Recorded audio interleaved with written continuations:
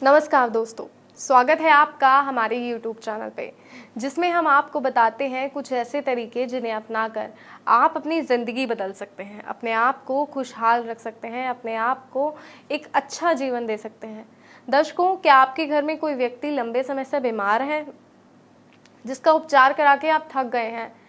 कई दवाइयाँ लेते हैं, कई डॉक्टर्स को दिखा चुके हैं, लेकिन जो है वो दवाई उस पर असर ही नहीं करती है। आप जो भी दवाई लेते हैं वो विफल हो जाती है और जो बीमारी है वो ज्यों की त्यों ही बनी हुई है। वो जो है कम होने का नाम ही नहीं ले रही है, बढ़ती ही जा रही है। तो किस तरह इस बीमारी को खत्म किया जाए, किस तरह रोगों से निजात पाई जाए, ये आज मैं आपको बताऊंगी। तो अगर आप चाहते हैं कि आपके घर में जो बीमार है वो ठीक हो जाए, तो सिर्फ और सिर्फ इस कलावे के माध्यम से और नेक नियत के माध्यम से आप उस व्यक्ति को पूर्णतः ठीक कर सकते हैं, स्वस्थ कर सकते हैं। दर्शकों, किसी भी कार्य को करने के लिए ज़रूरी है कि आपकी नियत साफ हो, आप नेक दिल के हों। अगर आप नेक दिल के हैं, आपकी नियत साफ है, आप सिर्फ अच्छा सोच रहे हैं, तो जो कार्य आप कर रहे हैं उसको सिद्ध होने में कोई नहीं रोक सकता। भगवान स्वयं आपका साथ देंगे उस कार्य को सिद्ध करने के लिए। लेकिन कब? जब आपकी नियत साफ होगी, आपके मन की जो मंशा है वो अच्छी होगी, तभी जो है ये कार्य सिद्ध होगा, तभी जो है जो तरीका है वो कामयाब होगा, जो विधि मैं आपको बताने जा रही हूँ वो सफल होगी। तो आइए अब मैं आपको बताती हूँ कि आपको करना क्या है। सुबह के समय स्नान करने के बाद आपके घर में जो भी बीमार व्यक्ति है उसके दाहिने हाथ में आपको कलावा बांधना है।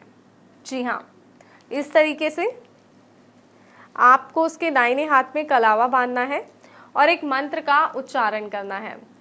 3 बार उस मंत्र का उच्चारण करना है, जो मंत्र मैं आपको बताऊंगी। और जब 7 बार आप ये घुमा देंगे कलावा, तो आखिरी बार आपको 3 गांठें बांधनी है। जी हाँ, कलावे के आखिरी बार में आपको हाथ पे 3 गांठें बांधनी है। जब आप 3 गांठ उसके हाथ पे मार देंगे तो देखेंगे धीरे धीरे वह व्यक्ति ठीक होता जाएगा और वो जो है पूर्ण रूप से स्वस्थ हो जाएगा। तो आइए अब मैं आपको बताती हूँ कि वो मंत्र क्या है जिसकी सहायता से आप व्यक्ति को पूर्णतः ठीक कर सकते हैं। लेकिन मन में श्रद्धा और भाव रखना बेहद ज़रूरी है। और एक और बात का ध्यान रखिएगा कि जिस दिन जब आप ये कर रहे हो, ये विधि आप अपना रहे हो, उस दिन शनिवार होना चाहिए, क्योंकि शनिवार को इसका असर जो है वो बहुत ही जल्द होता है। अगर शनिवार के दिन आप करते हैं तो इसका असर आपको बहुत जल्द देखने को मिलेगा। तो अगर आप चाहते हैं कि आपका जो रोगी है वो ठीक हो जाए, अपनी ज़िंदगी को सही तरीके से जी पाए, तो इस विधि को जो है शनिवार के दिन अपनाइएगा। तो आइए अब मैं आपको बताती हूँ कि वो जो मंत्र है वो मंत्र क्या है। वो मंत्र है ओम प्राम प्रीम प्रोम ओम शनिश्चराय नमः। जी हाँ, इस मंत्र का आपको 3 बार उच्चारण करना है और इस उच्चारण के बाद आपको जब वो कलावा आप तोड़ेंगे तो उसमें 3 गांठें आखिरी में बंधी होनी चाहिए। इस बात का खास तौर पर ध्यान रखिएगा, लास्ट में आपको 3 गांठें बांधकर उस कलावे को तोड़ना है। ये बहुत ज़रूरी है। जब आप ऐसा करेंगे उसके बाद जो है वो व्यक्ति धीरे धीरे अपने रोग से मुक्त होता जाएगा और एक निरोगी जीवन जिएगा।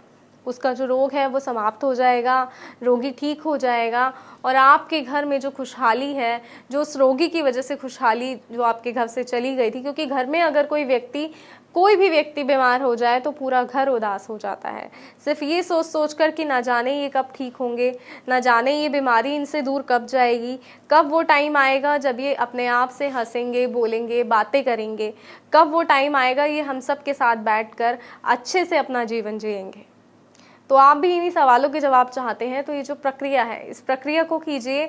जो कलावे की विधि मैंने आपको बताई है, इस विधि को अपनाइए और अपने घर में जो रोगी है उस रोगी को पूर्णतः ठीक कीजिए।